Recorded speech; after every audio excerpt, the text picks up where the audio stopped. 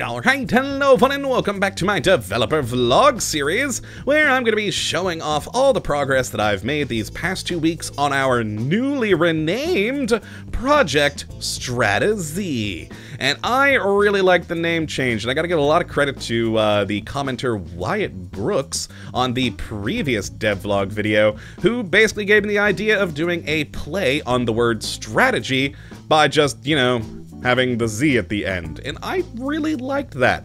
But I also changed it from doing the all caps that I was originally intending with StrateZ to just having the S and the Z capitalized to also sort of symbolize the fact that, well, yeah, the game is primarily survivors versus zombies. So I really like it. Hopefully I continue to like that name, and it's what we just stick with, and at some point I'll probably change this RTS project I'm currently working in to actually that thing. And I'm also now just realizing as I'm talking about this, hi! Oh boy, forgot to check online if there's already a game named that. I should really check that after I make this video and see if we're okay to continue to use that. Alright, cool. Let me write a Postit Note right here real quick.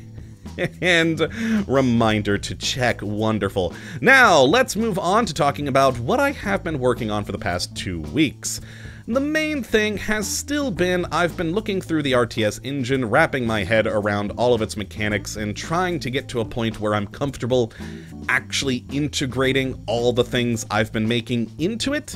And I'm not there yet, but I'm pretty confident in the fact that for next devlog, I should have at least one of my factions properly functioning in the engine, which I'm actually surprised by. I genuinely figured it might be a couple of more weeks before I reach that point, but I'm pretty sure I'm there now, which is good. Now, so the main things I can show off to you today is, well, first and foremost, the units. Now, of course, last time we looked at the buildings, which was fun, and these past 2 weeks I've also been working on the units that we'll be using. And let's start with the Survivor faction, and what is probably the most important unit for the Survivors, the Scavenger. Now, this is the guy that's going to be going out, gathering up scrap, etc., building the various structures and whatnot, and does have a crowbar for both the collection of scrap and building, but also for defense. My basic thinking for all of the units is that even if they are not a combatant unit like this guy, they should still be able to fight to some degree. As I mean, come on, it is a post-apocalypse full of zombies. You gotta try and at least protect yourself a little bit. Now, these are gonna be really weak units, as in I'm thinking a single scavenger cannot even kill one singular zombie, because yeah, they are not meant to be combatant units. But hey, if you got a couple of scavengers out there and a few zombies attack, maybe they can fend them off, is my sort of thinking there. But yeah, a simple little model there so far, not too bad. I do enjoy it. I may give him some form of backpack, just so that it looks more like a collector type unit. But for the time being, I like the construction worker look. Now, as for combatant units, the main backbone of the Survivor force will be the Militia. Now, I originally was just going to call this guy, like, Soldier or, like, Fighter or something along those lines, but I decided to change the name to Militia, as I thought that that felt more appropriate for the circumstances. And yeah, just a basic soldier unit. He does have a little backpack there, and of course, a gun to shoot at the enemies with. Now, as for balance-wise on these guys, I'm thinking that one Militia unit can take down 2 zombies himself before succumbing to death. I'm thinking that's a good way to balance it at the moment. Once I actually get the things all functioning, though, I may rethink that. But for now, I'm pretty happy with them, and all the units actually I didn't point out with the other guy do have animations already sort of worked into things. So we've got idle animations there, we've got the auto rifle single shot there. Play that animation. I do have to still do a little bit of adjusting. As you can see, his gun is going through his forearm, but I'm pretty happy with where it is at right now. May also add a few other things to him, maybe give him like a canteen or something to make him look a bit more survivally, but for now, I am happy. And the next unit for combat-wise is going to be the Hunter. Now, this was another one I've renamed. I think I had them named Sniper beforehand, but I thought Hunter would be more appropriate, because these guys aren't a military unit, they're survivors. And so this person being a hunter in the old world with a nice hunting rifle, taking out zombies from a distance. Now, my balance idea for this one is to also be able to take out 2 zombies, but rather than 2 zombies before they die, like the militiamen, 2 zombies before they even get to her. I think that's a good way to do it. Now, once they do get to her, she's going to be really, really weak, and basically probably the same weakness as the Scavenger here. But the big point of them is to stay at a distance and take them out from afar. And it will be 1 shot, 1 kill with that gun. So I'm thinking that'll work well, hopefully. It all goes nicely. Now, as for another non-combatant unit, I did want to have some form of medic. And so here is our guy here. I actually did give him a medical backpack and a sleeping roll. And as for his fighting implement, just an old bloody kitchen knife I thought was appropriate, because hey, he doesn't have a scalpel anymore because he'd lost it or something, so he's using a knife to save people and also to stab zombies real good. And again, like with the Scavenger, he's going to be really weak, not able to really fend for himself, and zombies could easily kill him, but to give him some sort of protection out there. But again, he is a non-combatant. You're really meant to keep him in a safe place so he can heal people properly. But yeah, that is for all the infantry. Good to go. And then the transport truck. Now this I'm still debating on. I'm forgetting who said it. I think it was maybe Patrick in the comments on the last video gave a good idea of making the vehicle that I was planning on adding in upgradable, so it starts as just a plain old transport, and then you can upgrade it to have like a gun to also be attack. And I like that idea, and I think I can make it work in the or the RTS engine that I'm using. But it's going to take a little bit of work to do. So I may change the model, because there are some truck models that might work better for that. But for the time being, as just a transport, I do like this truck. And who knows, maybe I'll find a way to put a good gun on the top of this thing that makes sense and looks okay. Possibly. But that's it for the survivors. Now, I may add some more units in the future. I've got some ideas for some other ones, but these are the core units that I'm going to add for now, and what I'm going to balance the game around. Yeah, but like I said, in the future, I do have some ideas for some other units I may add in. Now, onto the zombies. Far fewer units here. The basic backbone of the zombie force will be the Shambler. And the idea for this one is they will be your sort of resource collector. They'll be going out into the world to gather flesh, and they will also be the ones who will be able to build additional body piles for the Horde. And will be the backbone of your military as well. They'll be super cheap to build, so you can Zerg rush the enemy with them, but they're gonna be real easy to kill, not have a lot of health. They are just Shamblers. And also slow, because again, Shambler.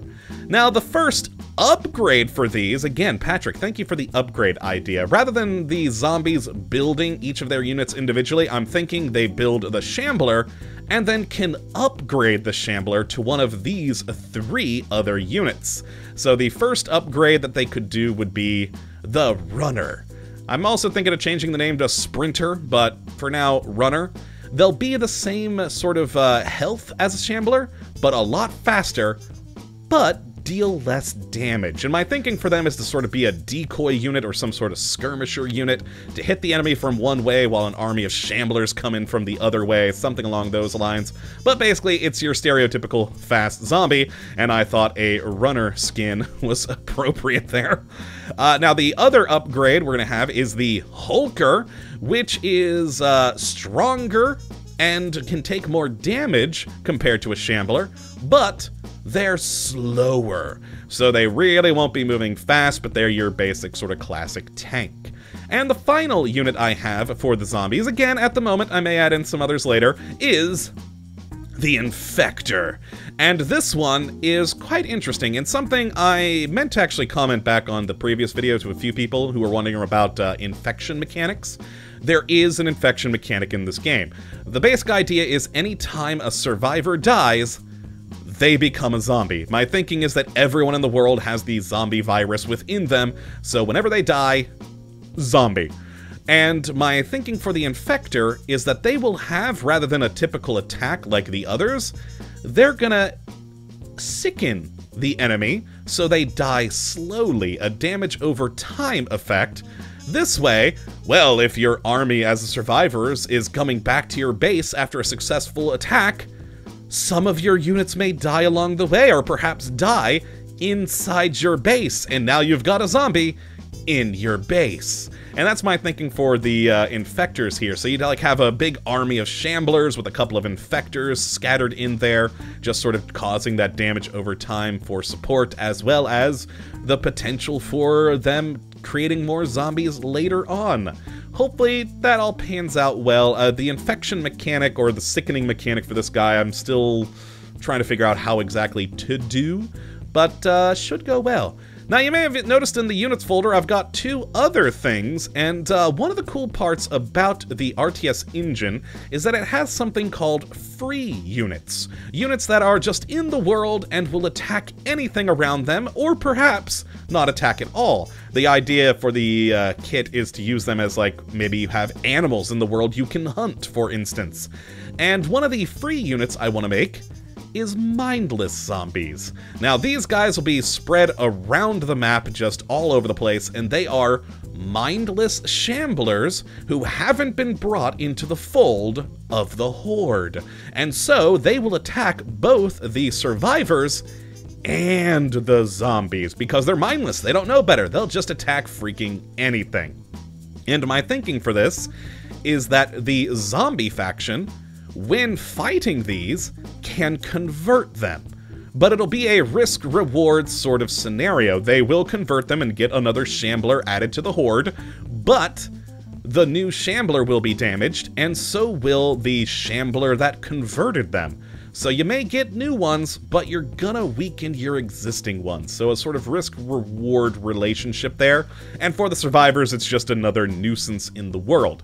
And you can see I got a number of different ones here. Basically, I just wanted different skins for the same style of unit to have a little bit of variety in the world. And yeah, these will be spread out just all over the place for you to, if you're the survivors, fight and kill. If you're the zombies, to fight and convert, to add to the Horde.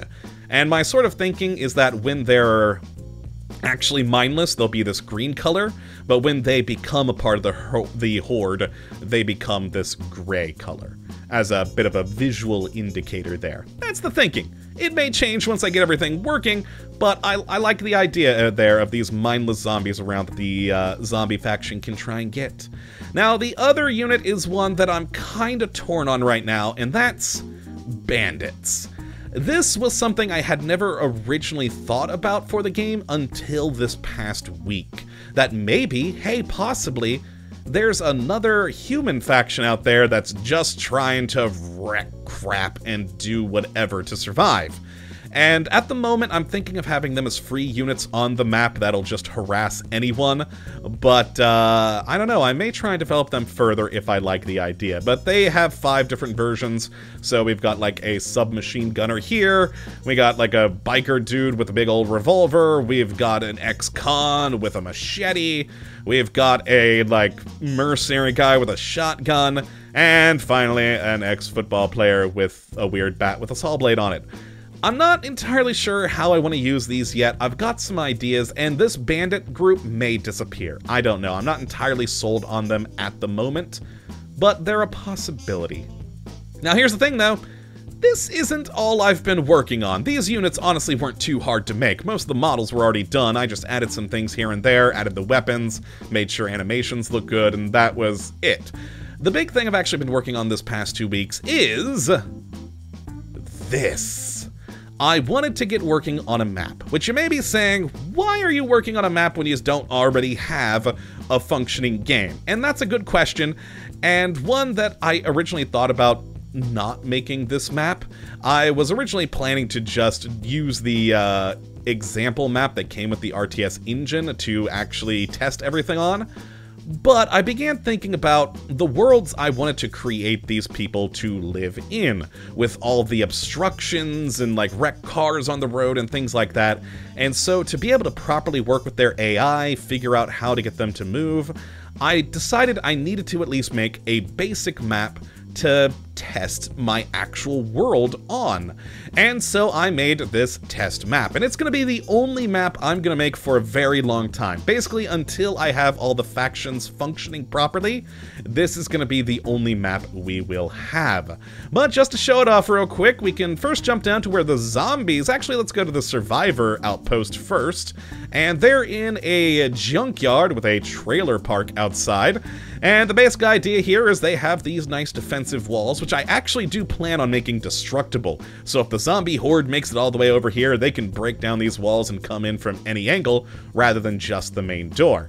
But yeah, the basic thinking is they have the trailer park here where they can start to grab resources from, scrapping things and whatnot, and then can move onward to areas like over here. We've got a little mechanic shop that they'll be able to scavenge from. The old gas station here they'll be able to work with. And then there's loads of woods, an old encampment up here that if the bandit group works out, I'll fill with bandits. If I don't like it, this will be like a place they can get resources from. Like the thinking is the old bunker had loads of stuff that's just been abandoned now, and these survivors can grab supplies from there. And then in the world, we've got things like just, you know, a lot of trees out in the world. We've got some old buildings. We've got like a old crashed plane over here that you'll also be able to find resources at. And just a, you know, a pretty decent area map for them to explore. Another little encampment down here that, again, if the bandits work out, I'll put some bandits here. If not, some supplies next to the dock with a little raft. Now, as for the zombies, they, of course, are going to be in... Oh, wrong one. They are going to be in the city. And actually, first, I should show off this. I changed the body pile. I didn't like it before. Basically, the body pile was just like this central mass, and I've made it larger with more corpses. And this is going to be the one and only building, still is what I'm thinking, for the zombie faction. And yeah, they are in the parking lot of this old rundown motel, and of course... right there, smack dab in the middle of the town, where there'll be loads of mindless zombies for them to go and convert.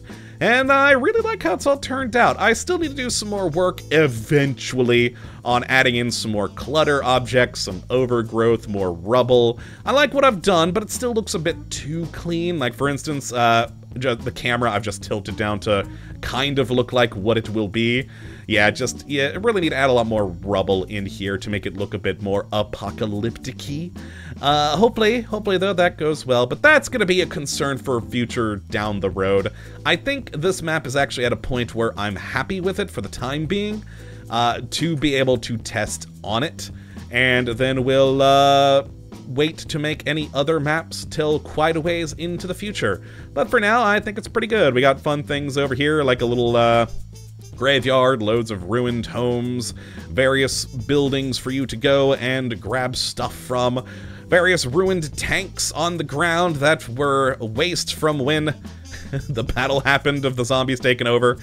And I'm pretty happy with how it turned out. Now, I did find out a few things about the assets I'm using, some limitations, as well as some good points. For instance, if we get out of the perspective mode there, go back to ISO, the beaches turned out really nicely because there's actually two different types of beach tiles, so you can kind of break it up and it doesn't look too monotonous, but still I need to work on the beaches a little bit more.